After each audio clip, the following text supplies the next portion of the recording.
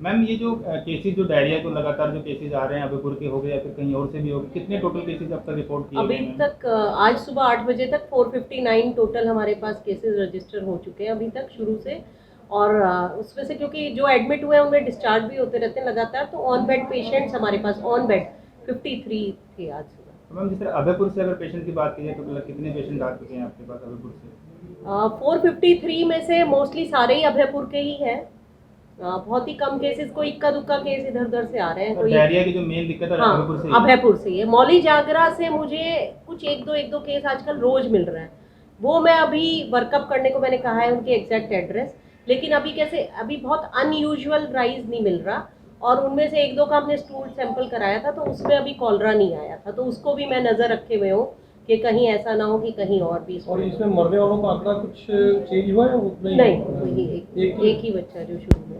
अच्छा मैम, जिस तरह कल रिपोर्ट भी आई है और रिपोर्ट भी काफ़ी ग्रुपों में शेयर भी की गई थी आपकी तरफ से, तो उस रिपोर्ट्स के अंदर मैंने बात की तो कितने सैंपल्स लिए गए थे और कितने जो है देखिए पॉजिटिव आए उसमें थे? ना, क्योंकि रामगढ़ वालों की लिमिटेशन होती है, उनके पास जगह जगह से कई स्टेट से सैंपल आते हैं, तो वो मतलब 15 से 20 सैंपल ही एक जगह के एक्सेप्ट करते हैं। तो डे 1 पे जो हमने 15 तारीख को सुबह कलेक्ट कराए थे वो 16 सैंपल में से 12 फेल आए हैं। ठीक है ना, वो हमने जगह जगह अलग अलग से कलेक्ट किए थे। उसमें कुछ सैंपल जैसे टैंकर के और घरों से, मोस्टली उसमें मैंने पूरा डिटेल है कौन सा सैंपल कहाँ से लिया हुआ है। ऐसे ही अगले दिन जो सैंपल कलेक्ट किए उसमें, क्योंकि उस समय वाटर सप्लाई रुक गई थी, तो उसमें भी मेरे ख्याल से 4-5 सैंपल फेल आए हैं 10 सैंपल में से। तो मतलब वाटर सैंपल फर्स्ट डे जब प्रॉब्लम थी तो वाटर सैंपल फेल थे। जिस तरह से बेड की व्यवस्था की बात की जाए तो बेड में कोई दिक्कत तो नहीं फिलहाल आ रही जिस तरह से नहीं, पहले हमारे शुरू में? पास कोई, अभी मेरे पास क्योंकि कोविड के कोई मरीज नहीं है बच्चों के, तो अभी डायरिया के पेशेंट्स को एडजस्ट करने के लिए जो मैंने एक वार्ड कोविड के लिए बंद किया हुआ था, वो फिलहाल मैंने डायरिया के मरीजों के लिए खोल दिया है।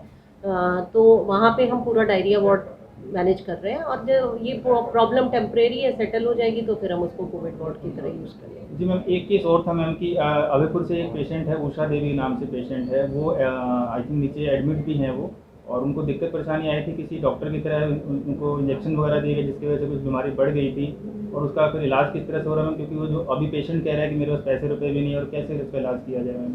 देखिए उसको ना, वो पेशेंट कहीं से इंजेक्शन लगवा के आया था जिसको बड़े बड़े ब्लिस्टर्स थे और उसको उस समय सांस लेने में तकलीफ हो रही थी, तो इसको हम ड्रग रिएक्शन कहते हैं, कोई ना कोई ड्रग रिएक्शन शायद उसको हुई होगी। तो उस समय पेशेंट बहुत सीरियस थी, हमने उसको इमीडिएटली वेंटिलेटर पे थोड़े घंटे में ही हमें वेंटिलेटर पे लेना पड़ा, और वो तब से 4-5 दिन से वेंटिलेटर पे ही है। हालांकि थोड़ा बहुत इम्प्रूवमेंट है उसमें पहले से, पहले वो बहुत ही सीरियस थी, बट उसके पैरामीटर, उसके ब्लड में टेस्ट में रिपोर्ट्स, वो सब पहले से बेहतर हुई हैं। तो देखते हैं, उसके ऊपर कोशिश कर रहे हैं कि हम कैसे उसको टैकल कर सकते हैं। मैम जिस तरह पेशेंट जो है वो लगातार बड़ा डर उसके अंदर बना हुआ है कि ना तो उसको डॉक्टर ठीक से बताते हैं कि पेशेंट हो क्या रहा है, सबसे बढ़िया उसको अटेंडेंट जो है, लेकिन उसको बताया नहीं जाता कि पेशेंट में क्या दिक्कत और क्या परेशानी, सिर्फ दवाइयाँ ला के दे देता है, उसके बाद उसको मतलब इन्फॉर्मेशन दी नहीं जाती है। देखिए एक दिन तो मैंने, यहाँ हमारी आरएमओ है डॉक्टर अर्चना, उनको स्पेशली खुद ही भेजा था कि आप देख के आओ, वो पूरा उसकी हिस्ट्री, पूरा डिटेल, उसके साथ काउंसलिंग, उसके अटेंडेंट के साथ बात करके आई। तो मतलब वो हमारी यहाँ पे सीनियर मोस्ट डॉक्टर है आरएमओ, और सीनियर मोस्ट एनेस्थीजियोलॉजिस्ट है। और बाकी वहाँ रोज तीनों टाइम जो है आईसीयू के डॉक्टर्स का राउंड होता है, रोज एनेस्थीजियोलॉजिस्ट का राउंड होता है।